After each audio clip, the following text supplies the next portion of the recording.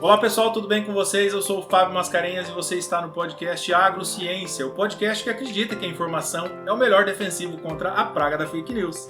Eu estou aqui no episódio número 11 com a minha colega Ana Paula. Seja bem-vinda, Ana. Oi, Fábio. Oi, pessoal. Vamos lá, vamos para o nosso 11º episódio. Seguindo aquela linha da nossa série. Da série Agrotóxicos, né? Episódio número 2. Vocês tanto pediram aqui pra gente trazer essa série, esse assunto que tanto é necessário ser discutido, debatido, e informações sendo trazidas aqui para que as pessoas formem as suas opiniões a respeito desse assunto e, acima de tudo, né, Ana, com o embasamento científico, que é o mais importante, e não com achismos, que é o que a gente sabe que está cheio por aí. Isso aí. E para falar desse tema de hoje, nós vamos falar sobre inovação, tecnologia, pesquisa, desenvolvimento, né? E nós convidamos uma pessoa muito especial, porque o cara é referência na área aqui, ele tem uma atuação importante nessa linha de pesquisa, de estudo, desenvolvimento para o agronegócio. Então eu chamo aqui o Wagner Gomes Palharini. Seja bem-vindo, Wagner. Obrigado, pessoal. Obrigado pelo convite. Tudo bem, pessoal? Obrigado. Bom, satisfação estar aqui para falar de um tema que foi a minha vida, né? Eu vivi pesquisa e desenvolvimento, sou engenheiro agrônomo e sempre trabalhei nessa área. Então, satisfação poder falar um pouquinho da área que a gente gosta e admira. Que bacana! A experiência tem de sobra e vai trazer muita informação para você entender melhor como que funciona o desenvolvimento dos agrotóxicos até chegar no campo. E a gente já sabe que demora um tempo, né? Nós estávamos conversando Sim. aqui nos bastidores e tem um período aí relativamente longo para a pesquisa começar com esse profissional aqui até chegar realmente nas mãos do produtor lá no campo, na prática, né? É isso aí. Então, mais vale uma a vez, pena assistir até o final, hein? fica até o final que você vai aprender muita coisa, assim como nós aqui, porque não é muito Foi. a nossa praia, né, Ana? É A gente isso aí. está curioso realmente para aprender cada vez mais. Sim. Então aí, em agradecimento aí a sua presença, o Wagner. Tem presente? Só Tem um- presente. uma lembrancinha aí, um presente, um doce aí de dentro. Não é um doce lá de Viçosa, onde você formou, mas é um docinho aí em agradecimento à sua presença, tá? Aproveitando essa oportunidade aí, em parceria com a Up Canecas, aí a gente fez essa pequena lembrança aí para agradecer os nossos convidados. Show de bola, muito obrigado. Que é isso. Vamos lá, apresenta aí pro público, pros nossos ouvintes aí, para que eles conheçam você, saibam quem é você, qual a sua formação. Eu já dei um spoiler aqui falando que você formou lá em Viçosa, mas conta pra gente como é que você chegou até onde está hoje. Bom, pessoal, então começa um pouquinho antes, né? Eu sou técnico agrícola, sou formado no Colégio Agrícola, desses tradicionais mesmo, que era internato e tudo mais no Paraná, Diamante do Norte. Tenho vários colegas lá ainda. Depois fiz graduação, engenheiro agrônomo. Terminei a graduação, fui fazer mestrado lá para Minas. E agora, recentemente, estou finalizando o meu doutorado aqui em Dourados mesmo, Mato Grosso do Sul. Então, minha vida como engenheiro agrônomo, né?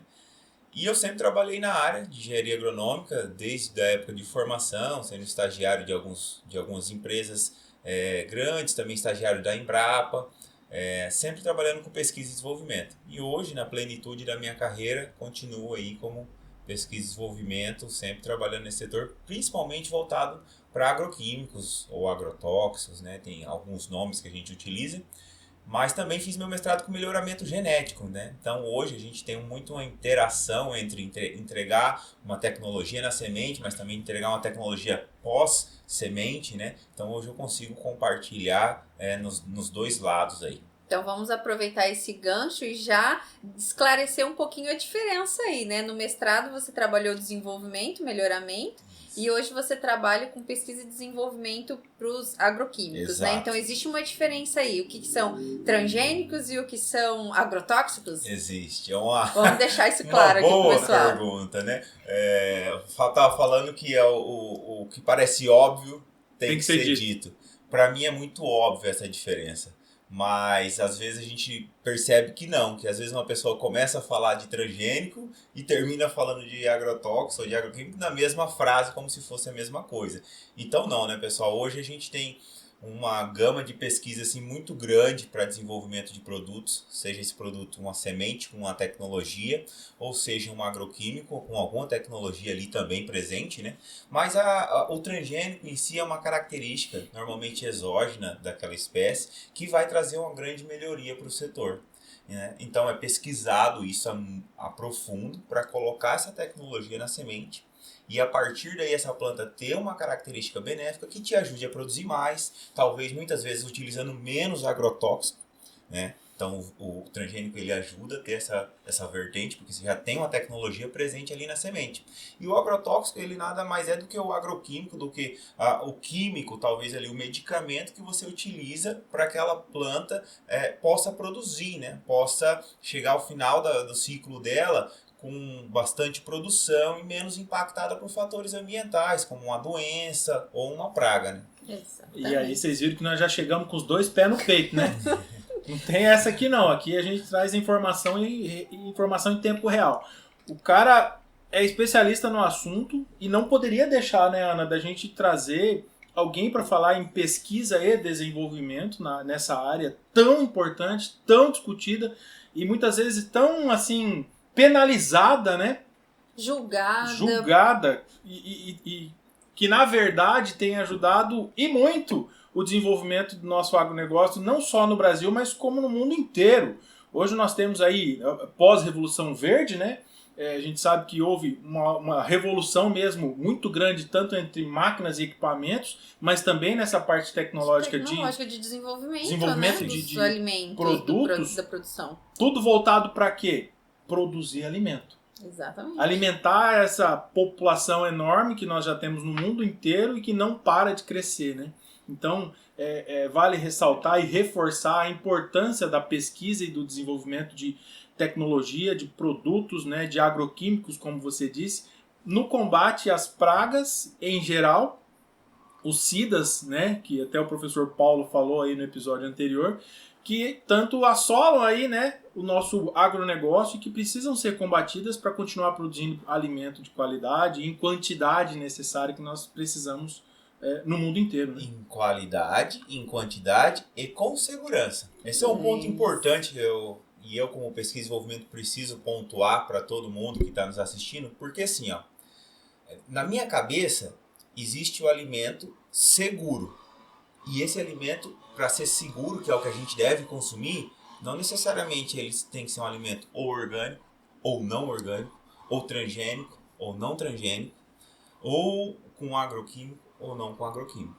Você pode sim ter alimentos que talvez foram cultivados de uma maneira mais pensando num orgânico e que talvez devido a algum falta de conhecimento, talvez alguma forma de manejo, ele passa a ser inseguro. Exato. Então existe hoje alimento orgânico. Que a própria conservação. Exato. Se ele não for bem conservado, não bem armazenado, ou se ele não for bem cultivado, às vezes ele pode ter uma bactéria. Não deixa de ser orgânico, mas ele pode dar uma má digestão e alguns outros fatores.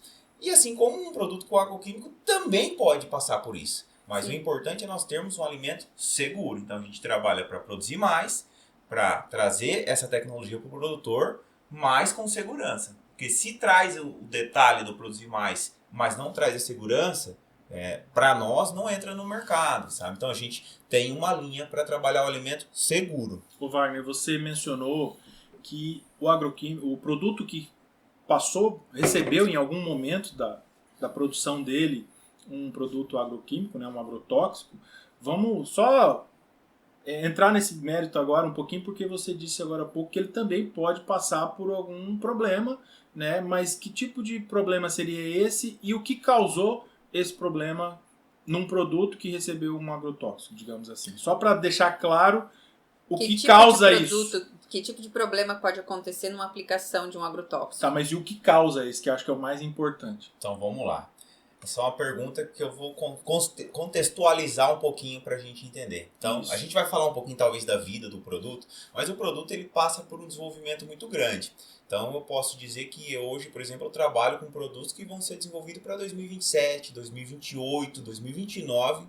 Então, nós estamos em 2023, né? Então, a gente tem um longo caminho de pesquisa com esse produto. Esse produto ele é estudado durante a vida dele inteira, em termos de eficácia agronômica, em termos de resíduo, em termos de comportamento ambiental. Então ele tem uma série de estudos. E os finalmente desse estudo, vamos assim dizer, é a confecção da bula. Então, como que a bula, eu costumo dizer que o trabalho que eu faço é igual, é o que pouca gente vê, né? Que quase ninguém lê a bula, nem para medicamentos, muito menos para agrotóxicos. Mas a gente tem que fazer.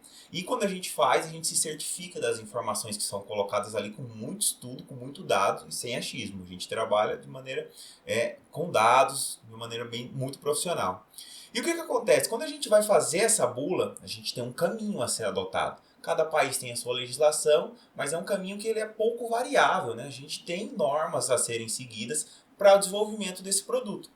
Durante esse caminho, a gente absorve informações para ir construindo essa bula. Essa bula ela sai de uma maneira completa. Então essa bula ela vai te dar o entendimento da molécula química, ela vai te dar como você utilizar, quais as doses, quais os alvos, quais as pragas, né? Até quanto de água eu vou utilizar para misturar esse produto para mim aplicar ele no campo. Então ela sai te mostrando como esse produto deve ser utilizado. E aí você me perguntou, agora eu vou voltar, né?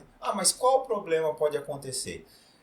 Eu categoricamente eu posso falar para você que dentro do que está escrito na bula, não pode ocorrer problema nenhum.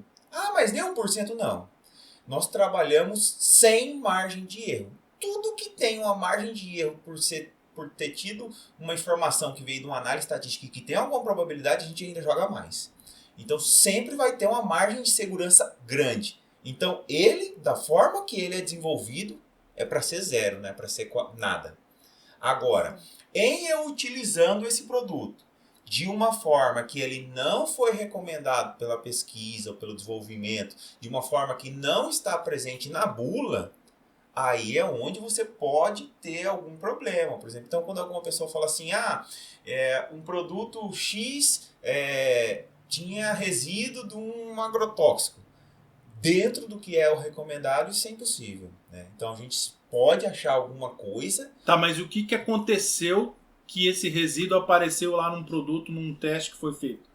O que aconteceu? Normalmente, com uma probabilidade muito alta, foi aplicado fora de intervalo de segurança. Nós falamos sobre esse intervalo. É o famoso intervalo. intervalo de segurança que a gente falou no episódio passado e que vale a pena reforçar a importância disso para os produtores rurais, né? Utilizarem essa informação e aplicarem conforme a norma, conforme a famoso intervalo de segurança, pessoal. O famoso intervalo de segurança está sendo muito importante. Essas duas palavrinhas, elas explicam muito dos problemas, né, não, Wagner? Exatamente. O intervalo de segurança, muita coisa. Até a gente conhece uma pesquisadora, não, uma influenciadora, né? Camila Teles, ela costuma dizer isso. Ela vai lá na hortaria, né, na empresa dela, retira o produto lá do pé e consome. Porque ela sabe que tá dentro do intervalo de segurança. Já passou o intervalo ali que ela pode consumir. Ela sabe quando foi aplicado ali o produto. Isso torna aquele produto com aplicação um alimento seguro. Porque ele está dentro de um intervalo de segurança, dentro de um limite de dose, dentro de uma forma de aplicar que foi testada, comprovada em mais de 5, 6, 7, 8 anos. Perfeito. Recentemente a gente lançou um produto que passou 12 anos na pesquisa. Olha só, pessoal. Então, assim, o problema ele vai vir de uma utilização fora desse período, né? Que aconteceu algo com esse alimento que foi encontrado um resíduo nele. Provavelmente não. Com certeza. Com certeza ele foi utilizado fora de bula. Alguém que aplicou aquele defensivo, aquele agrotóxico, num período e não foi respeitado, né, o período de segurança. É que a gente tem que entender um pouquinho a realidade do produtor. Então, muitas vezes, numa primeira aplicação, a dosagem não foi manuseada da forma correta e aí ele acabou não conseguindo combater aquela praga. E aí ele acaba tendo que retornar a aplicação. Então, isso foge um pouco do intervalo de segurança que a gente está falando. Ou seja, quantos dias antes da colheita a aplicação do agrotóxico. Então, é muito importante que ele conheça, ou que ele tenha essa orientação do manuseio desse produto, para que ele consiga, no preparo, já fazer de uma forma em que a fórmula consiga combater a praga, porque ela foi desenvolvida para isso, e não precise reaplicar. Porque aí ele consegue cumprir o intervalo de segurança e principalmente economia, né? Porque Perfeito. A gente não pode deixar de falar que o custo aumenta quando ele não manuseia de forma correta. Perfeita a tua linha de raciocínio. Gostaria só de complementar que existe uma forma de fazer isso. E isso é preconizado nos últimos anos em todos os cursos de graduação em agronomia, que chama manejo integrado. Existe manejo integrado de pragas, doenças e plantas daninhas. Então, o manejo integrado é a técnica que ela envolve de muito vertente, muito conhecimento, que é a técnica que vai permitir que a utilização desse produto dentro do que está na bula resolva o meu problema sem eu ter que entrar apagando fogo, aplicando de última hora para não perder a produção fora de bula. Sim. Pegando um gancho agora do que a Ana estava falando de dosagem. Ela falou de dosagem a menos, né, menor do que o recomendado, né? Não combate. Para reaplicar. Então, E quando eu tenho uma superdosagem, por um erro ali de medição, aconteceu alguma coisa, isso afeta também no intervalo de segurança? Ótima legal. pergunta. Isso afeta em muito mais do que isso. E isso é legal, porque nem Curiosidade. sempre agronomicamente isso é bom.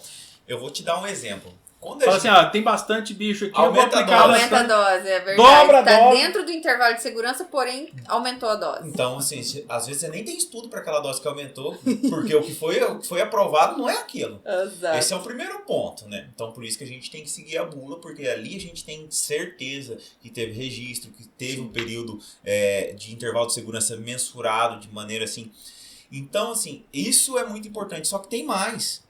Que às vezes nem agronomicamente isso se justifica, porque a impressão que dá é que às vezes se faz isso, às vezes não justifica ali na parte legal, mas talvez agronomicamente faça sentido você fazer uma aplicação só e controlar tudo, e não funciona assim, porque a gente lida com biologia, e biologia nem sempre é exato. Então vou te dar um exemplo, às vezes você tem, imagina que você vai fazer um gráfico de controle. Então, assim, você aumenta a dose, você controla mais a praga ou a doença. Aumenta a dose, então aquele que passa X miligrama de um medicamento, você toma num intervalo menor, você aumentou a dose num período, você tem o melhor controle. Nem sempre funciona assim, porque existe um platô, existe um momento que aquela dose está subindo, ela está subindo, e o controle da doença faz assim, ó, sobe e ele para, estabiliza. Então aqui você pode dobrar a dose. Que você vai gastar o dobro de dinheiro, mas o controle se estabilizou aqui.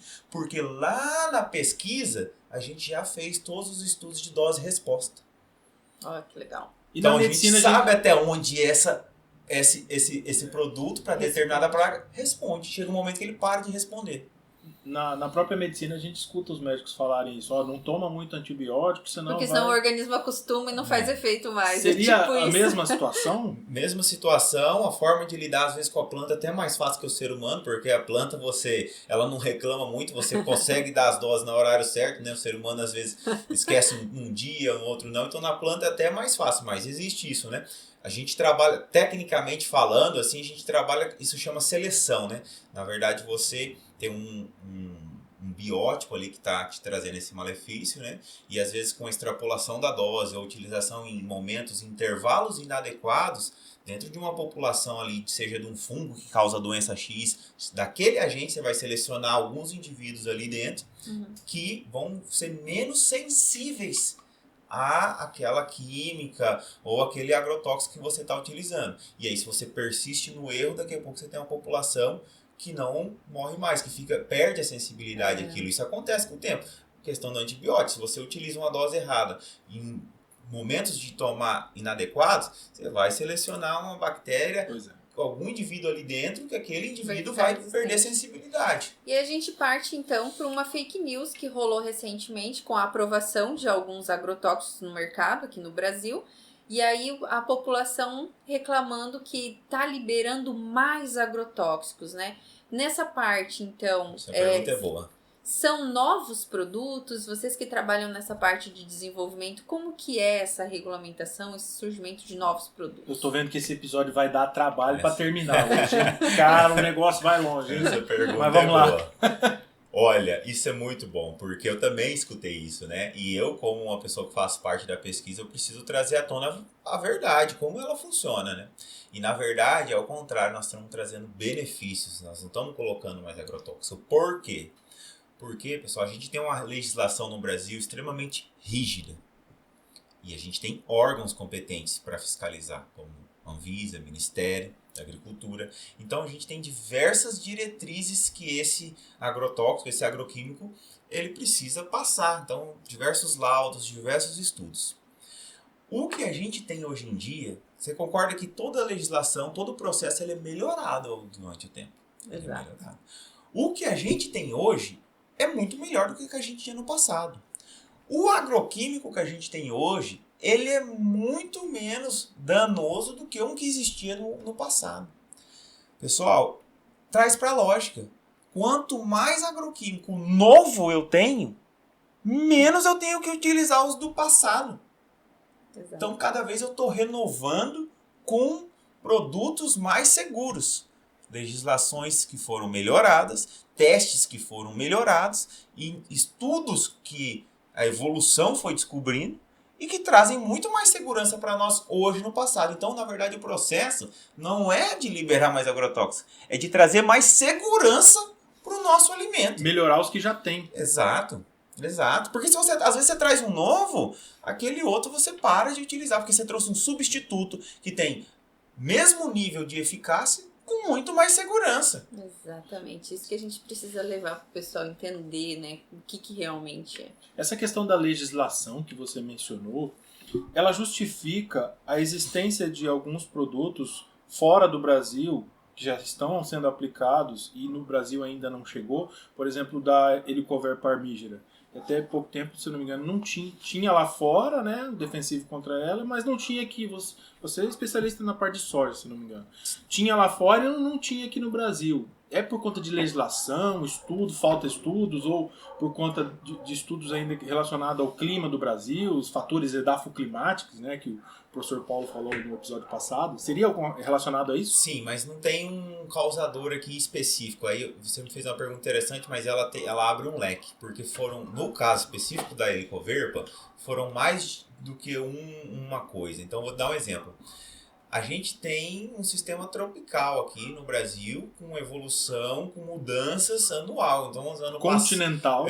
Tem que Não. quando for falar do clima do Brasil, tem que lembrar do continental, Você tem né? Porque tudo tá num frio país no só. sul e calor no nordeste. Exatamente. O ano passado fez um frio lascado em julho, no ano retrasado tava abafado, quente, assim, Na vai mesma indo, época. Na mesma Vou te época. dar um exemplo. O ano passado a gente Que teve uma desafio, seca, um desafio na soja com alta pressão de um tipo de praga, que era o percevejo. Ano retrasado foi outro. Foi. Então, uma das coisas que aconteceu na época da helicoverpa é que, sim, abrindo parênteses, a gente tem uma legislação mais complexa e que traz bastante... Ela precisa de bastante informação, então, assim, não é qualquer produto que entra no Brasil, esse é um fato, leva um tempo.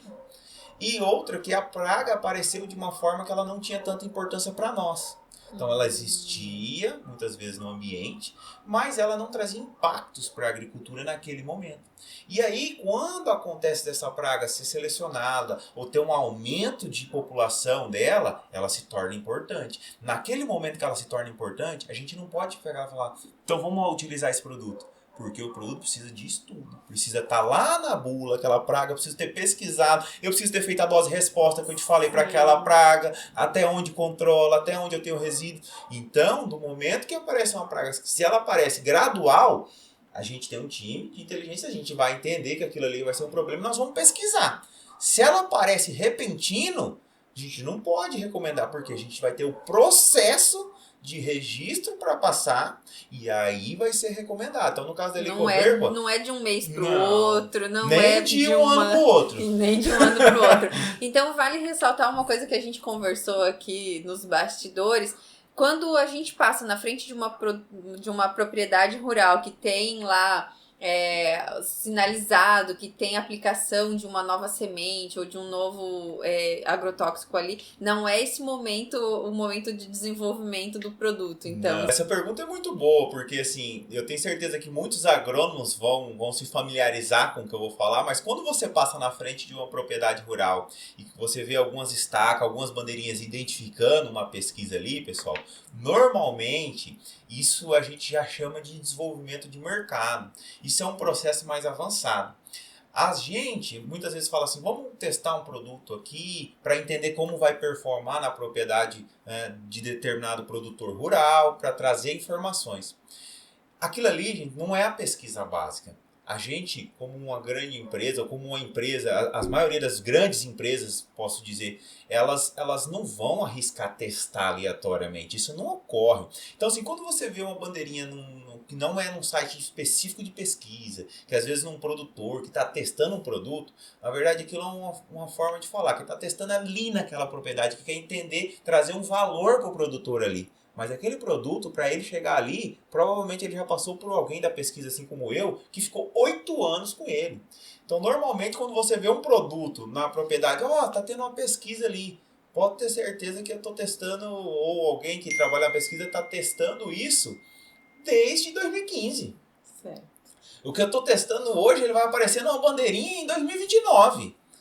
Então, a gente, quando traz esse produto para uma propriedade comum de um isso produtor... se aparecer, né? Que é o que você estava falando. Se aparecer. Você estava falando para nós os isso bastidores. Se aparecer. Né? É uma boa questão, porque assim, a maioria dos produtos que a gente testa, muitas vezes ele não tem a característica que a gente precisa. Seja uma característica agronômica, ou seja uma característica ambiental, ou em determinadas características. Ele precisa ter um fit, ele precisa encaixar em diversas características. Ele precisa ser seguro, ele precisa trazer eficácia. Economicamente viável. Economicamente viável. Às vezes um princípio ativo que é muito caro para produzir, ele fica inviável porque a produção que sai dali não paga ele, né? E então, a maioria dos produtos, na verdade, que são testados a nível inicial, bem experimental, muitos deles não vão para o mercado, né? A empresa, de certa forma, quando esse produto vai para o mercado, ele passou por um pente fino muito grande, um crivo muito grande. E eu pego o gancho nessa sua fala, Wagner, para falar com relação ao mercado, ao custo e tal.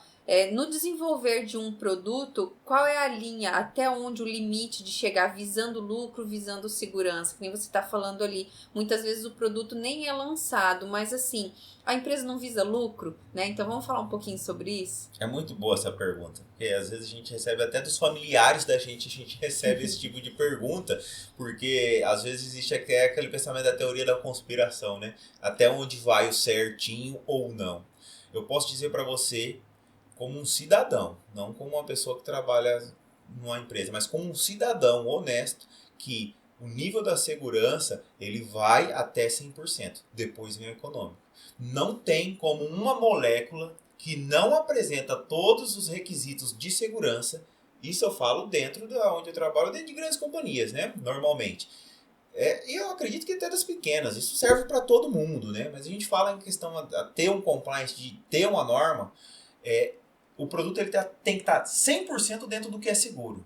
A partir daí, vai ver se dentro do seguro ele é viável, gramagem princípio ativo, custo para produzir, nível de eficácia, se é melhor do que tem no mercado ou não.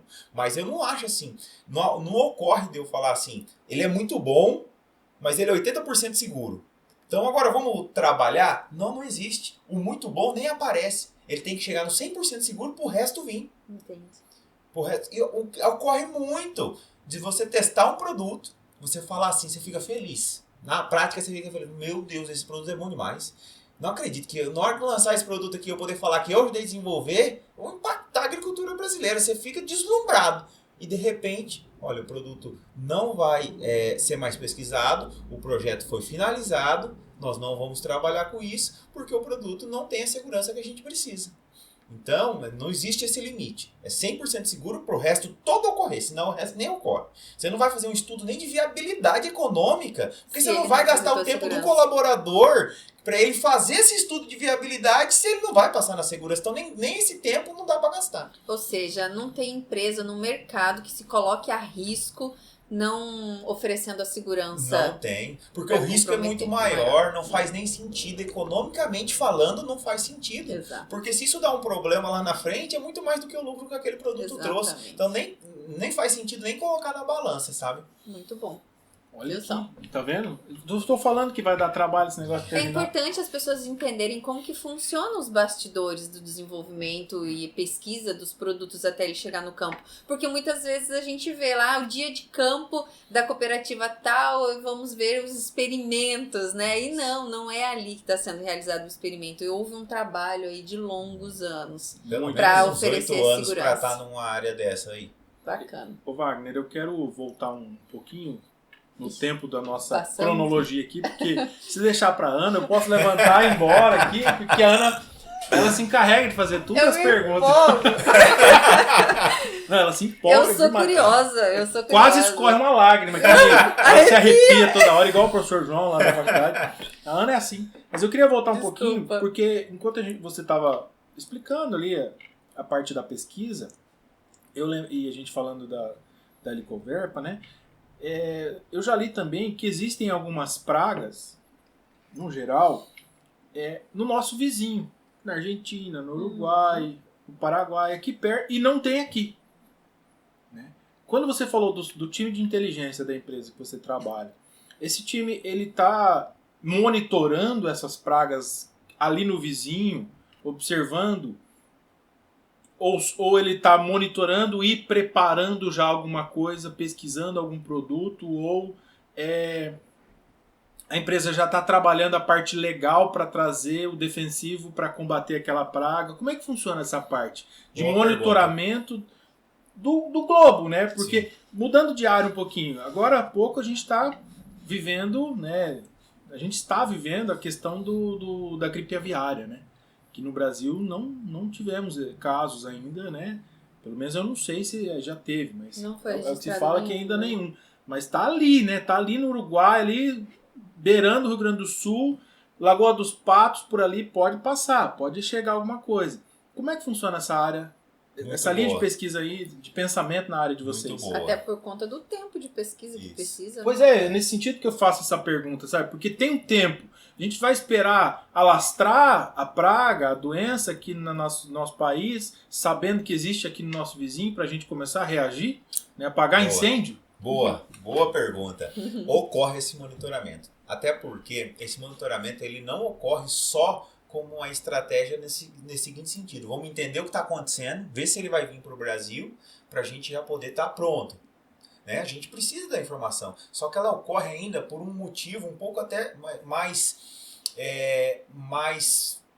vamos dizer assim, um motivo um pouco mais direto no seguinte de trazer segurança. No seguinte sentido, eu vou te dar um exemplo. A gente coloca moléculas no mercado, certo? Se essa molécula ela está conseguindo controlar esses alvos, se ela está mantendo a eficácia para o que ela foi desenvolvida, muitas vezes isso tem que ser garantido por nós. Porque nenhuma empresa é irresponsável. Por isso que precisa passar por teste para estar lá na bula. Então, se passou por esse teste, é porque controla. Mas a gente trabalha com biologia. Controla até quando? Que mudou alguma coisa? Então a gente monitora para dar respaldo, para a gente entender se aquilo ali funciona ou não. Isso traz para nós toda a segurança, todo o corpo. Olha, nosso produto está no mercado e a gente tem tranquilidade em recomendar. Porque o que a gente gasta monitorando para saber que aquilo ali funciona não é pouco. Então, assim, existe um time de monitoramento para alvos agrícolas, pragas, doenças e plantas daninhas no Brasil. Existe, acredito que as grandes empresas têm, as pequenas talvez não tenham braço para isso, mas as grandes têm. Inclusive, um pouco disso também acredito que é feito em órgãos. Eu acredito que algumas universidades, alguns institutos de pesquisa e também, no caso, também incluindo aí a Embrapa, né, que tem um pouco mais de corpo às vezes, eles fazem também esse monitoramento. Então, ele acontece de todos os lados. Esse monitoramento, ele traz muita informação para a gente e ajuda a tomar decisão. No caso dos vizinhos, muitas vezes, quando a gente encontra algo lá, não necessariamente a gente precisa trazer o produto que está lá. Muitas vezes a gente já tem a solução dentro de casa. A gente só precisa entender como utilizar essa solução. E aí, esse processo é um processo de registro, mas às vezes não de um produto novo, de um alvo novo. Então, a gente entende isso e às vezes a gente sabe que tem determinado produto que traz a eficácia, que cura aquela doença ali que não tinha aqui. Mas como a gente faz? A gente conduz alguns estudos, confirma isso dentro de todas as diretrizes, todas as normas. Em confirmando isso, a gente acrescenta isso na bula de uma maneira legal, uma inclusão de um alvo na bula. Então existe esse processo de inclusão de alvo, porque os alvos mudam, né? E às vezes a inovação está dentro de casa, a gente só precisa entender como ela funciona para aquele alvo. Adaptar, né? Aquela realidade. Adaptar. Por que eu fiz essa pergunta? Porque tem um detalhe importante, que agora já é um recado para a população em geral que viaja. Você que vai para fora do país, fazer uma viagem a passeio. Muita gente flor. gosta de trazer uma florzinha pra sogra, né? Trazer uma fruta ou a semente de uma fruta para plantar. Ai, que delícia essa fruta aqui que eu comi na Argentina, no Chile, né? Vou levar pro... Mas a gente sabe também que existe uma legislação, um controle biológico em cima disso tudo, né? Justamente para não trazer essas coisas para o nosso país, né? Principalmente nos aeroportos. Mas a gente tem aqui fronteira seca, né? O controle às vezes acaba se tornando um pouco difícil. Então, por isso que eu fiz essa pergunta e quero deixar um recado aqui, né, para os nossos ouvintes. Você que vai para fora do país, vai para Argentina, vai para o Paraguai, vai para outros países que têm produtos que não tem aqui no Brasil. Não traga. Consome lá, tira a sua foto. A foto você pode trazer. Né? Tira a sua foto, desfruta do que você puder lá. Não traz, não precisa trazer, né? Não precisa trazer. Vai dar problema. Não? Tô certo ou tô errado? Ótimo recado, importantíssimo. Mas nós temos frutas aqui que não são nacionais, que foi como que é o nome? Chia, né? São importadas, né? Mas existe uma legislação e elas passam por um processo, né? A depender da exportação ou da importação, essa fruta passa por um processo de desinfecção. Existe uma normativa. O problema não é trazer a fruta ou a flor. O problema é o que ela vem junto. O problema é o que vem junto com essa semente. Para vir uma cultura que é comum em outro país, tem um processo que precisa ser respeitado, não é trazer na bagagem. Um amigo meu que viajou para Argentina até fez queijo, pode? Todo aqui, também não. Também. Derivados em geral, nenhum. Ele estava me comentando, até quando eu estava lendo o livro e eu tive essa informação, né? Sim. E eu mandei mensagem para ele, ele estava fazendo a viagem, falei, não vai trazer nada. Ele, cara, nem precisava você me dizer. A cada passagem de um país para o outro, eles revistam até por dentro do tanque de gasolina do carro para ver se tem algum produto relacionado a isso. Eu sei que a Argentina é bem rígida com relação a isso. Tanto que, por exemplo, aqui no Brasil, para você fazer um voo internacional, eles pedem para você chegar 1h30, 2 horas. Mas se você chegar 1 hora, às vezes dá tempo de você embarcar. Sim. Na Argentina, não. 3 horas nos aeroportos, na Argentina, 3 horas antes. Para fazer todo esse controle. Olha aí que importante. Não, mas cara, é importantíssimo a gente deixar esse recado, né, esse lembrete para as pessoas, porque muitas vezes as pessoas não têm essa consciência, né? Exato, é a consciência de que realmente pode estar trazendo uma doença para o nosso país que não existe, né? Infectar, espalhar. Mas uma flor, uma semente de uma laranja, de uma uva, de alguma coisa, também pode trazer, com certeza pode trazer e espalhar algo que não tinha. E o Brasil ser penalizado por algo inocente. É impactado, porque daí você tem uma perca de produção, você tem um processo de registro de produto, até chegar num momento que, ou seja, descobrir um manejo novo, né? Mas de toda forma você vai levar tempo para poder controlar aquele agente novo, porque até então você não tinha a informação dele ali, né? Exatamente, perfeito, é isso aí. E aí, Ana, perguntas? Dá pra gente encerrar já, porque senão o negócio vai longe. Tem. Eu tava com uma pergunta engatilhada aqui eu perdi. Mas faça a pergunta, fica à vontade. Não, eu esqueci já. Mas é em relação à minha área, que é a questão de custos, né? Então, a questão de desenvolver o produto, mas acho que a gente já acabou falando, né? Que, na verdade, tem todo esse cuidado da empresa, né? Não é só visando lucro, como muita gente acha, não tá liberando agrotóxico aí porque as empresas querem faturar ou querem, né, só ver dinheiro. Não, tem todo um trabalho de segurança aí. E do produtor rural em utilizar corretamente os produtos para ele não perder dinheiro também, né? Também. Exato. É isso aí, então, vamos encerrando por aqui, porque senão a gente vai tomar muito tempo também do nosso convidado. Verdade. Wagner, eu quero agradecer. Vamos deixar com gostinho de quero mais, quem sabe a gente... Uma parte 2 no futuro, estende né? a nossa série. Exatamente. Se o pessoal tiver alguma dúvida que a gente não comentou aqui também, pode mandar pra gente, né? Porque exatamente, como nós estamos tratando aqui de uma série, né? Temos muitos outros assuntos que a gente não abordou no primeiro episódio nem nesse, porque outras pessoas virão falar, por exemplo, tecnologia de aplicação. É um assunto extremamente importante que precisa ser falado. EPIs, né? Tudo isso precisa ser dito, desmistificado. Você tem bastante coisa para conversar com o pessoal. É muita coisa. Então vai ficar um episódio muito comprido se a gente for abordar tudo isso. Então vamos dar oportunidade também de trazer outras pessoas vir aqui, deixar o seu recado, participar, né?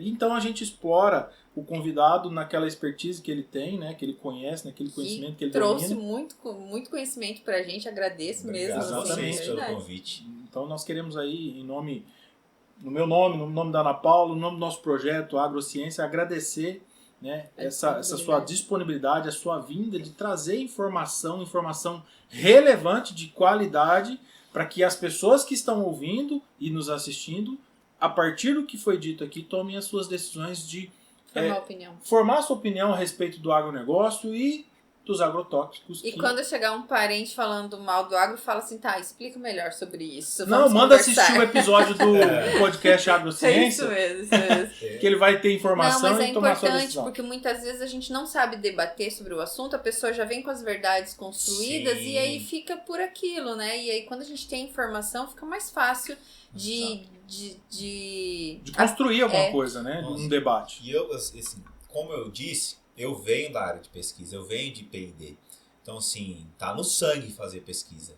E eu me sinto feliz de poder receber um convite desse, de poder, sem puxar sardinha, sem tendência, falar o que é verdade.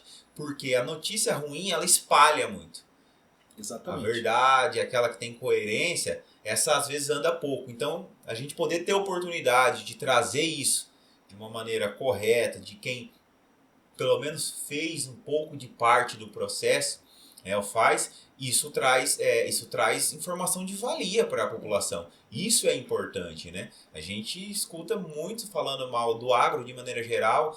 Hoje a gente falou um pouquinho de agrotóxico, nem deu tempo de falar do transgênico, né? Foi só uma pergunta, mas isso tudo vem com muita segurança, isso tudo vem com muito estudo. É muito fácil uma pessoa que não faz esse tipo de estudo falar que tem algum problema ali, né? Mas é difícil você ver um especialista em pesquisa, em agrotóxicos, é difícil você ver um geneticista dando entrevista e falando mal, né? Então por que a pessoa que é especialista naquilo, que trabalha com aquilo, por que essa pessoa que tem o conhecimento, ou seja, é a pessoa que teria mais facilidade de criticar? Porque ela sabe a fundo e ela sabe onde é que está o erro. Exato. Ela não critica. Normalmente quem critica é quem tem menos conhecimento, né? E passa a informação adiante sem conhecer realmente a fonte, a veracidade das informações. Esse é o cerne do nosso projeto, né? Show. Levar a informação para que as pessoas possam passar adiante as informações corretas, como elas devem ser. Ouvir o outro lado da fake news e entender melhor, não, peraí, não é bem assim, né? Então, isso não é verdade. E questionar, pode questionar. Eu acho que o mais deve importante questionar, né? Olha, eu aprendi assim sobre os agroquímicos. Assim, questiona. E a pessoa vai responder. Se não tá feliz, questiona de novo. Só não tome partido antes de ter o conhecimento sobre a situação. Exatamente.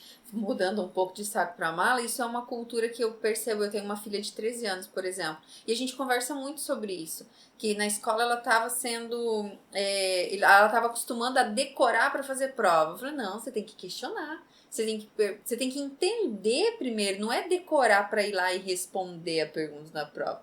E a gente precisa desenvolver isso na sociedade. Sim. Não é ouvir e tal, ok, não, beleza, obrigado. Não, questiona, né? Questiona. Avalia, olha o outro lado, né? A veracidade das coisas.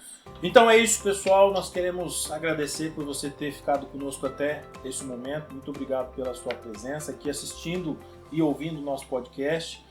Se você tiver dicas, sugestões, críticas, dúvidas, pode mandar aí nos comentários onde você estiver assistindo ou ouvindo esse podcast, que nós responderemos com toda certeza, ou se nós não soubermos a resposta, nós entraremos em contato novamente com o nosso convidado, o Wagner, para que ele possa responder da melhor maneira possível, tá joia? Então, aquele recadinho final, Ana, por favor. Pessoal, curte nosso vídeo, compartilha com o máximo de contatos que vocês tiverem, que a ideia do nosso projeto é levar informação de qualidade para o maior número de pessoas possíveis. Então ajuda a gente aí, curte, compartilha, segue a gente nos canais aqui no YouTube, no Spotify, no Instagram, Google Podcast e assim por todas as plataformas de streaming. E não se esqueça, a informação é o melhor defensivo contra a praga da fake news. Beleza, pessoal? Até o próximo. Um grande abraço. Até mais. Tchau. Tchau, Wagner. Obrigado. Obrigado, gente. Obrigada. Até mais.